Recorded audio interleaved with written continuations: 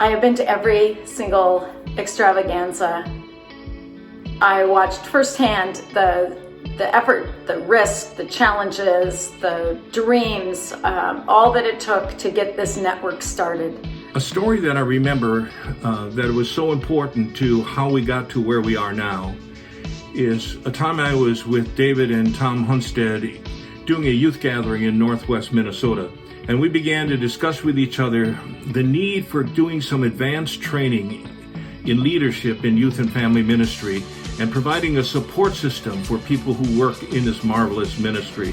I remember the meeting in which Tom Hunstad, Kelly Chapman, and Tiger McClune and I talked about the importance of bringing together people within the Lutheran family tribe who could develop relationships, work on some of our own questions, gather expertise from across the church and without the church, and to do that in a way that benefited those across the board who were doing youth ministry. Out of that discussion came another group of people in Minneapolis who began putting this together. Tiger McClune was the one who has convened us. Been privileged to be in the conversation from the beginning.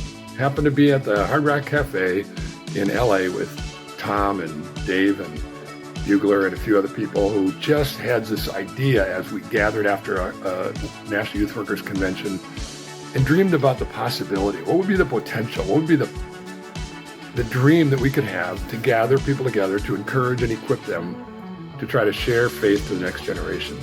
And there were women and men who were skilled in youth ministry doing it. They're practitioners, as well as some of us who were execs of organizations working in youth and family ministry. How do we put this together in a way and give it away to the church to provide education, advanced training, mentorship, resources, and truly equip people to use all the gifts the Holy Spirit has given them to increase the ministry in youth and family ministry and sustain it in a way that is possible for someone to have such a job.